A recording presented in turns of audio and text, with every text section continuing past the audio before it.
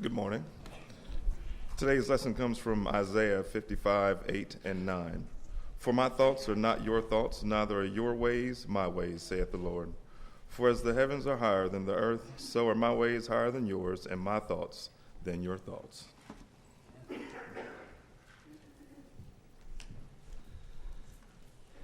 Appreciate that illustration, Robert.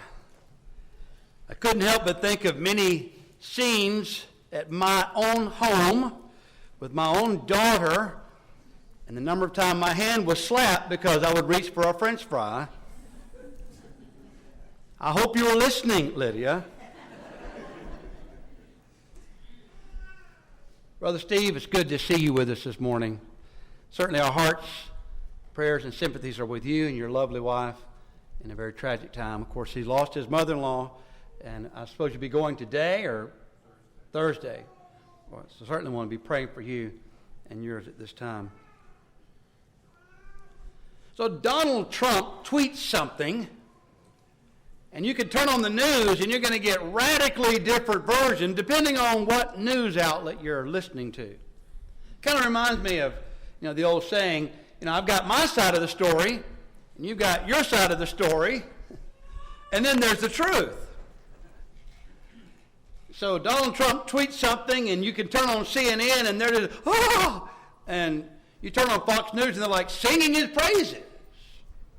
And you wonder, what's the truth? What really happened?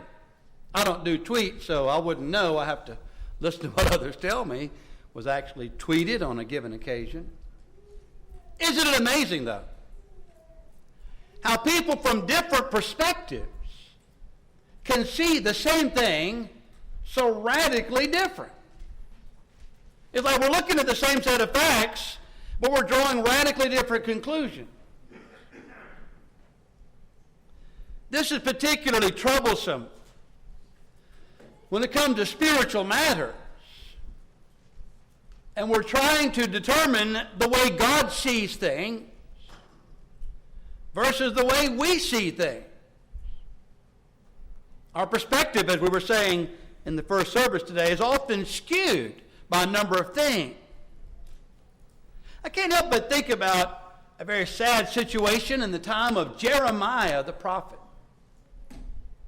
Jeremiah chapter 44, beginning of verse 2, we're reading about people who are now in Egypt, people of Judah that have gone into Egypt to seek refuge because the Babylonians have invaded the city of Jerusalem in particular 3 times now, have carried away captives, the temple has been destroyed, everything that the prophet Jeremiah had been warning about has come to pass, exactly as Jeremiah warned that it would come to pass. Now, in Jeremiah chapter 44, verse 2, Jeremiah has a message for the people of Judah that have fled into Egypt for refuge. Thus says the Lord of hosts, the God of Israel, you have seen all the calamity that I have brought on Jerusalem and all the cities of Judah, and behold, this day they are a desolation, and no one dwells in them. Because of their wickedness which they have committed to provoke me to anger, in that they went to burn incense and to serve other gods whom they did not know, they, nor you, nor your fathers. However, I have sent to you all my servants the prophets, rising early and sending them, saying, oh, do not do this abominable thing that I hate. But they did not listen or incline their ear to turn from their wickedness, to burn no incense to other gods. So my fury and my anger was poured out and kindled in the cities of Judah and in the streets of Jerusalem, and they are wasted and desolate as it is this day. That's God's perspective on the great calamity that befell the people of Judah. Verse 15. Then all the men who knew that their wives had burned incense to other gods, with all the women who stood by, a great multitude, And all the people who dwelt in the land of Egypt in Pathros answered Jeremiah, saying, As for the word that you have spoken to us in the name of the Lord, we will not listen to you. But we will certainly do whatever has gone out of our own mouth to burn incense to the Queen of Heaven and pour out drink offerings to her, as we have done, we and our fathers, our kings and our princes in the cities of Judah and in the streets of Jerusalem. For then we had plenty of food, were well off, and saw no trouble. But since we stopped burning incense to the Queen of Heaven and pouring out drink offering to her, we have lacked everything and have been consumed by the sword and by famine. Isn't it amazing? The same set of facts. And there's my version of the story, there's your version of the story, and then there's a truth. But let me say this, brethren, when it comes to our version versus God's version is always true. And so the people of Judah are here taking issue not with Jeremiah, but with God himself. And God's telling them, you're not seeing things as I see them. Of course, these Egyptian refugees were not the only ones who see things differently than God sees them. Let me give you some practical examples of how we oftentimes see things differently than perhaps God is seeing them. All of us who lived on this planet for any length of time are aware of the fact that we will experience times in our life of hardship. Things may be difficult for us. We may be tested in a variety of ways. We may have friendships strained. We may have individuals betray us. We may be hurt in any number of ways. Generally, when some terrible thing happens to us, we conclude that God has abandoned us. God is no longer interested in us, no longer blessing us. When the angel of the Lord appeared to Gideon, O mighty man of valor, God is with you. Gideon was hiding what he was doing from the Midianites. And Gideon was incredulous. He turned to the angel of the Lord and he said, if the Lord be for us, why then has all this befallen us? Why are we having to suffer this humiliation? Why are we suffering at the hands of the Midianites if indeed God is with us? You see how Gideon is looking at the situation versus how God was looking at it. In the case of Gideon and the Midianites, God had allowed them to punish his people. Now someone might say, well, now why would God do that? Why would God punish his people? Is it because he's given up on them? He doesn't care about them? Quite the contrary. Listen to what the Hebrew writer said. My son, do not despise the chastening of the Lord, nor be discouraged when you are rebuked by him. For whom the Lord loves, he chastens, and scourges every son whom he receives. If you endure chastening, God deals with you as with sons. For what son is there whom a father does not chasten? But if you are without chastening, of which all have become partakers, then are you illegitimate and not sons. A very different take on suffering. Oftentimes we're suffering, we're tested, we're tried, and we conclude God is no longer blessing us. It may in fact be that this hand, a burden that is upon us presently, is the chastening of the Lord. And therefore we should accept it and be grateful for it, that God has indeed not given up on us. A similar thing in the Gospel of John, chapter 9. Jesus and his apostles are traveling along, and they see a man that was born blind. And as they see this blind man, they turn to Jesus and they say, Lord, who sinned? this man or his parents that he was born this way? Isn't it amazing how we often look at any form of human suffering and conclude that it is punishment from God? Again, this is kind of the other side of that coin. We assume we're suffering because God is doing something bad to us. It's interesting how Jesus responded to them. Neither this man nor his parents sinned, but that the works of God should be revealed in him. This is actually going to be an opportunity for God to be glorified and this man to receive a blessing, the likes of which he's never received before. So it's not, in fact, the way you're seeing it. It's not at all the way you're interpreting it. The children of Israel had a different mindset than God. God instructed his people after they left the foot of Mount Sinai to go to the land of Canaan and there to seize that inheritance. That was God's view. As we noted in the earlier lesson this morning, in Numbers chapter 13 and 14, the people of Israel had a very different view. In fact, the opposite view. We are not able to overcome the inhabitants of the land. We are but grasshoppers in their sight. Caleb spoke up on that occasion. He said, "Let us go up at once and take possession, for we are well able to overcome it." But the men who had gone up with him said, "We are not able to go up against the people, for they are stronger than we." So Caleb is trying to reason with his brethren. We can do this with God's help. Moses also spoke up on that occasion, not recorded in Numbers 13 or 14. At least not these words. But Moses himself, later in writing Deuteronomy, reminded us of what he said to Israel. He said, "The Lord your God which goes before you, he shall fight for you according to all that he did for you in Egypt before your eyes." It's kind of amazing. Moses can't believe what he's hearing.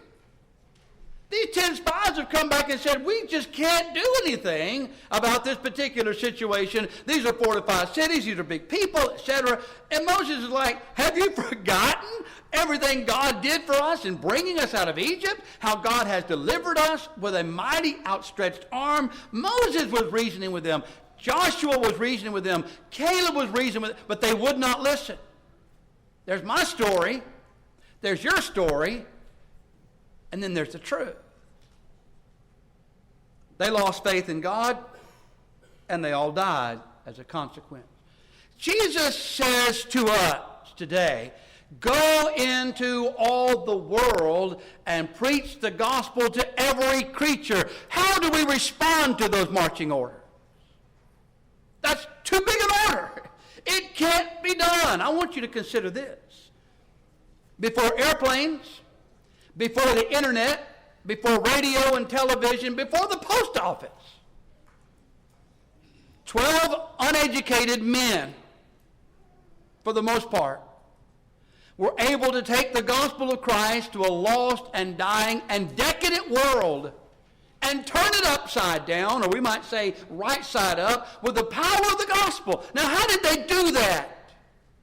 They did that through sheer will and determination and faith in God. One person at a time.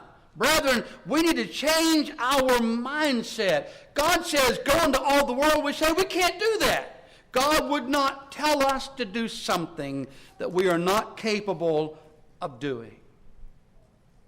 There's some other ways of illustrating how we see things differently than God. And I think this is a huge problem we have as Americans. Let me ask you to entertain this thought for just a moment. Present tense. Is God well pleased with this nation of people? You don't have to answer. I'm just challenging your thoughts. In the book of Amos, the prophet Amos was speaking to the people of Israel, the northern nation. Listen to his words in Amos 6. "Woe to you who are at ease in Zion, and trust in Mount Samaria. notable persons in the chief nation to whom the house of Israel comes. Hear this word, you cows of Bashan, he says in chapter 4, who are on the mountains of Samaria, who oppress the poor, who crush the needy, who say to your husband, bring wine, let us drink.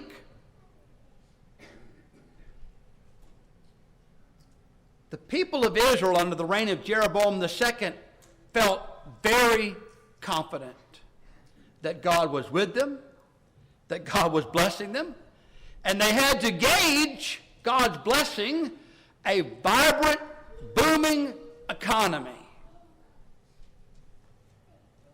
Amos 4, verse 12, therefore thus will I do to you, O Israel, because I will do this to you. Prepare to meet your God, O Israel. But to hear those in Israel speak about their nation at this time, God's with us, God's blessing us, everything's going our way, it's quite the opposite of what we hear the people of Judah saying in Egypt. Since we stopped offering these things to the Queen of Heaven, then we've been suffering and lacking in every good thing. Here the people of Israel saying, well, God's blessing us because look how great the economy is. You remember when Bill Clinton, I know many of you probably don't in this audience, you're not old enough. I do remember when Bill Clinton ran for president. It's the economy, stupid. That was what he said. And he got elected twice because it was the economy, stupid. And as a nation of people, we were willing to disregard, look the other way, ignore this man's character and the fact that he literally lied repeatedly, brazenly to this nation of people. That's okay because the economy is good. And as long as the economy is good, everything's fine. That's how we often as citizens see our situation. I suggest to you, God's looking far differently upon our nation than many of us are now doing.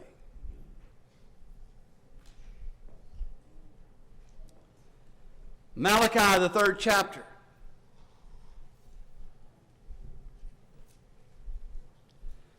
Brother Robert reminds us from time to time of the need to give and to give sacrificially.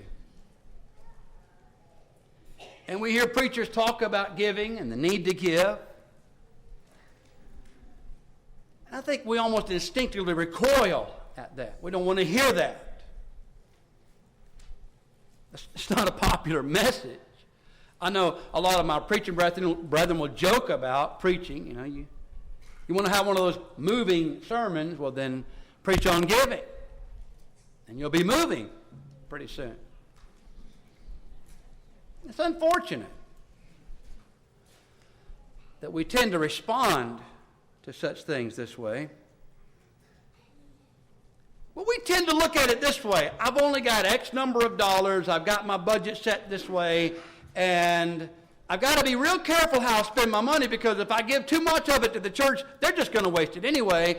And if I give it all to the church, well then, I won't have enough to pay my bills and I'm just going to go under. And so that's how we look at it. It's a practical business matter.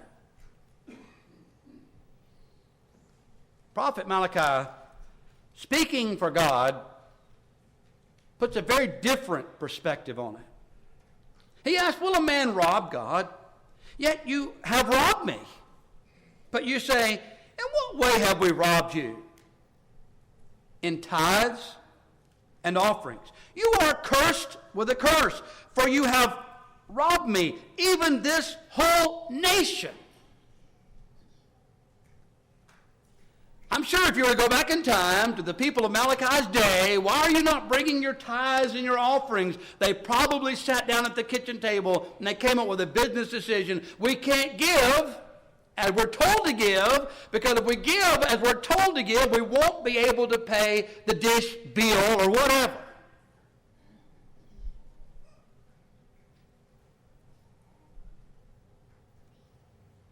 And notice how God's looking at it.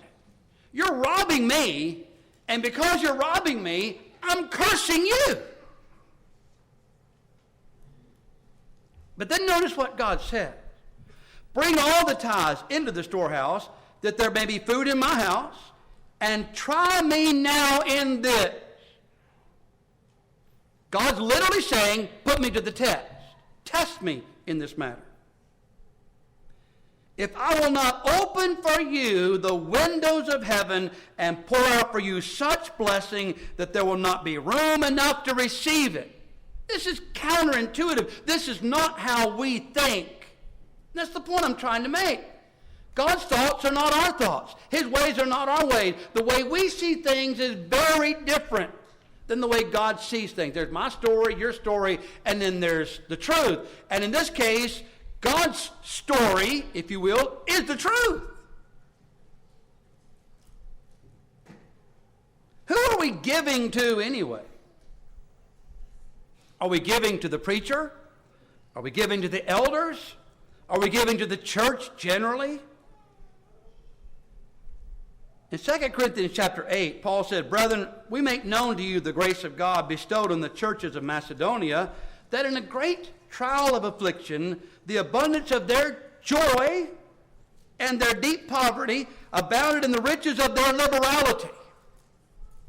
Now, this is a positive example of individuals who were learning to think as God thinks.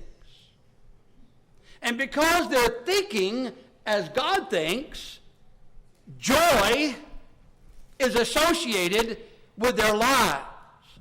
Joy is not associated with their lives because they're rich and have all kind of abundance. In fact, they're in poverty.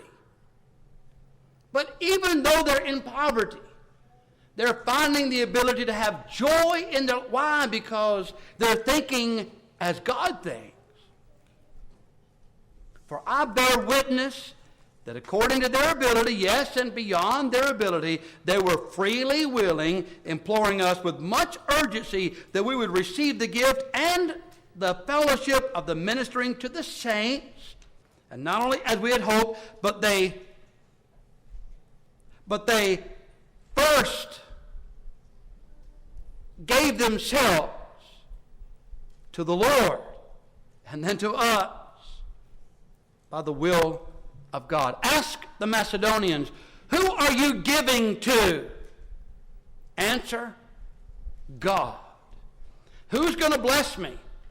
God. Why? Because God said, put me to the test and see if I will not bless you with a blessing you're not even able to receive.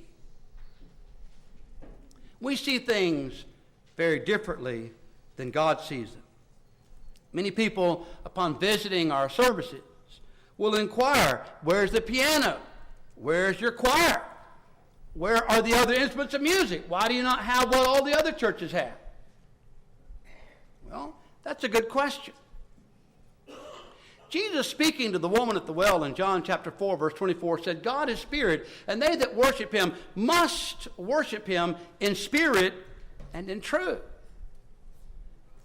Now let's think about that for a moment. Jesus is telling us that God is expecting people to worship him in a certain way. And that certain way involves two elements, spirit and in truth. Well, how do we see worship? And how do we interpret worship? What is acceptable worship to us? Generally, the answer to that question today is whatever suits me, whatever I like, wherever I can go to church and they can make me feel good. The question of, is this according to spirit and truth, doesn't even enter the equation. The way we see things, the way God sees things, are often very different. We say one church is as good as another church. It makes no difference where we attend church. God says in Ephesians chapter 4, there's one body and one spirit, even as you're called in one hope of your calling, one Lord, one faith, one baptism, one God and Father of all, who's above all, through all, and in you all. We see things very differently than God sees them. We say at the end of a sermon, I've got plenty of time to make things right with God. If I choose, I can wait another 6 months, another year, maybe another few years. I can wait until I'm through with whatever stage of my life, and then I'll get serious about serving the Lord because I've got plenty of time to make things right with God. God says today, if you will hear his voice, harden not your hearts. God says, Go to now, ye that say, today or tomorrow, we will go into such a city and continue there a year and buy and sell and get gain, whereas you know not what shall be on the morrow. For what is your life? It is even a vapor that appears for a little while and then vanishes away. For that you ought to say, if the Lord wills, we shall live and do this or that. Well, regarding this or that, let's talk about obeying the gospel or making things right that need to be made right before our brethren. If there's ever a time to do that, that time is now. I know we could say, I've got plenty of time. That's my story. God says, today, harden not your hearts. There's my story. There's your story. And then there's the truth. Truth is, we may not have another opportunity to make things right. If you are subject to heaven's invitation, and we can assist you in any way, please make that need known right now while together we stand and as we sing.